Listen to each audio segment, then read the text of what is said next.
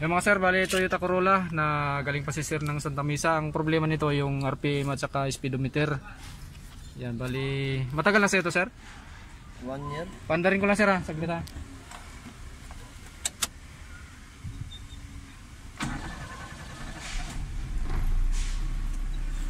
Yan mga sir, na-under na yan mga sir, pero yung RPM hindi naangat.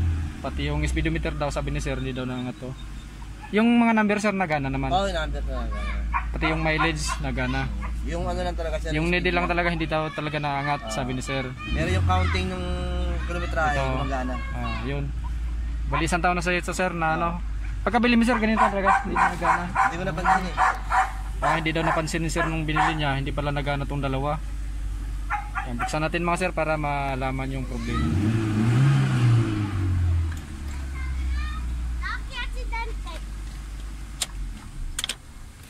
Si sir, tanggalin ko yung battery.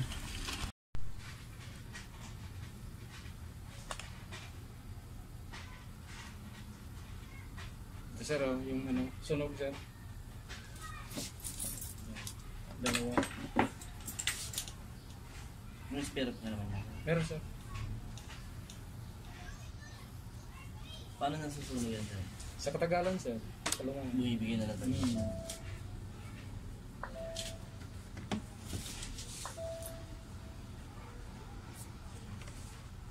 Ganun talaga pag luma na yan.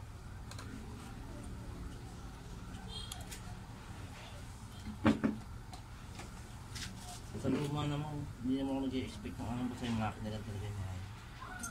Mahalaga talaga yan. Kasi doon, hindi kayo tirik eh. Matilig na akin isang beses. Bakit sir? Bumigay yung karburador. Ayaw umandar? Oo. Sa ano pa naman ako nun? Postad. Paano yun? Nagpato ka? Oo, mataon na. May dumating na ano. Sila na nagto, yung mga nang huli. Hindi, ano talaga, tow. Tow truck talaga. 2,000. Tapos saan dinala sir? Dirso na sa inyo? Hindi, hanggang Las Piñas lang. Panibagong tuon na naman yun? Hindi, binigsak ko muna sa shop para mapa-andar lang. Kaso sa kanya, sarado ko akal. Bakit sir? Hindi ko lalo yung minor eh. Hindi na ko lang, palit na ng karburador. Ibig sabihin nun, bago na yung nakakabit doon? Bago ng karburador. Fuel pump, idle, ito yung mga internal, external.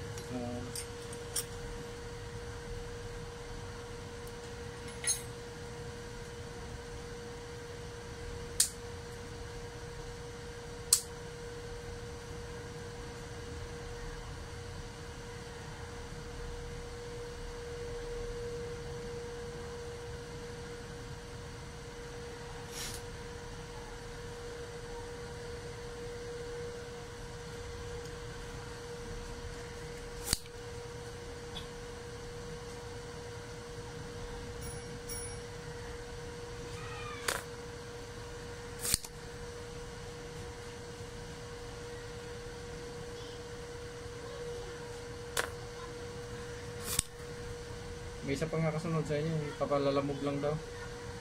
Binaklas niya na? Kasi may pasok pa siya ngayon eh. Nakadala na lang daw sa lalong.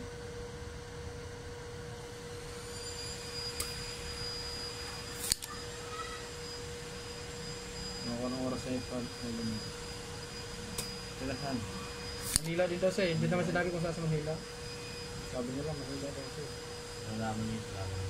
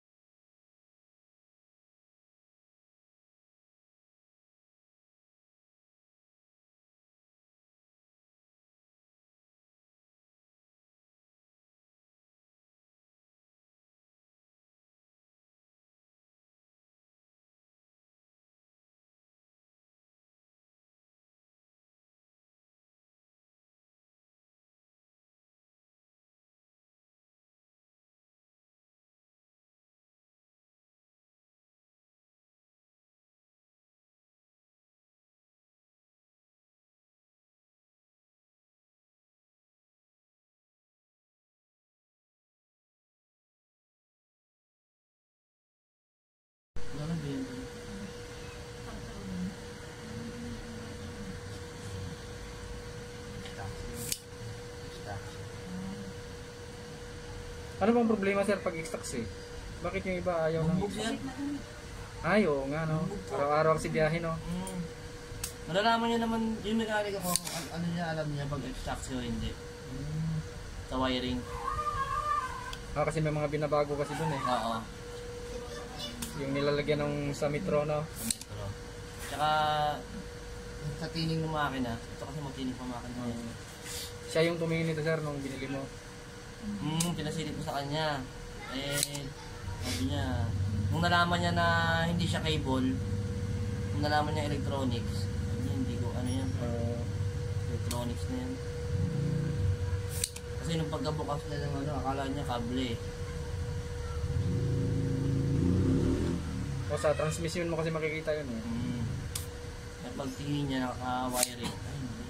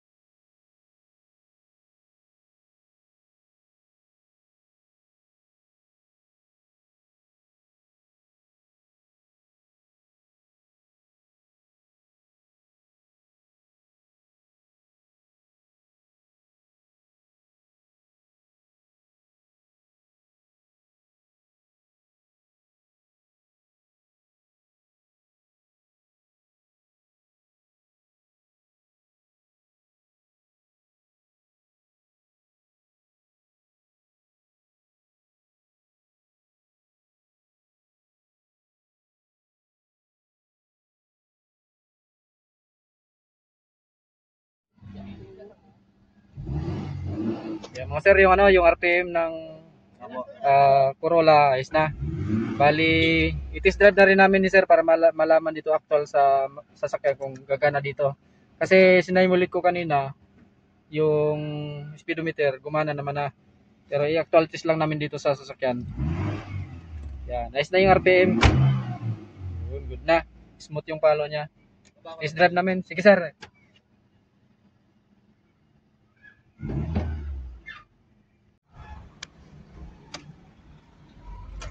Mas kaliwa tayo dun sa may kanto sir.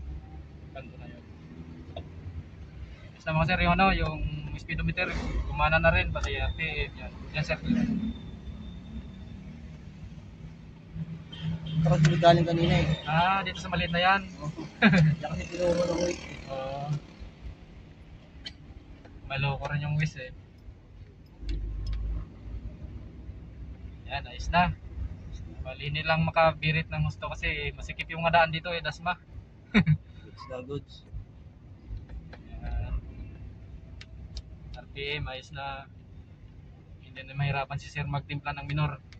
Yun yung isa sa ano sir eh, dahilan kaya nagpapa-repair sila ng RPM. Dahil sa pagtimpla ng minor nahihirapan sila. Hirapan eh. Pag walang basihan. Hindi ako ginamitan ito ng ano sir eh. Nung bilog. Digital. Hindi, yung isa. Yung analog. pinalagay dito, Yung analog. Ngayon pag okay na siya, kukunin na uli ng mekaniko yung ano. Oo, yun lang ginagamit niya. Oo, para matesting na kung okay Yan sa kaliwa tayo. Sabihin lang ng mekaniko, sige, bili ka na lang ng ganito.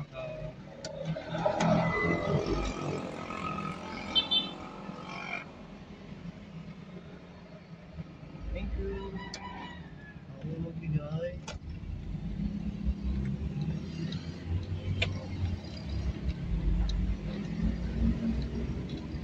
Yun, yes, tama yung reading niya sir. Oh.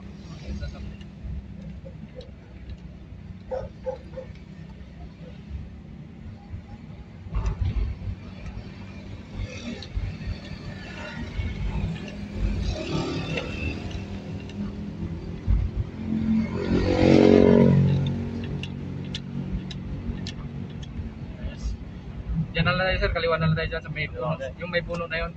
Yung nilikuan ng mga motor. Kasi matraffic na doon sa unahan eh.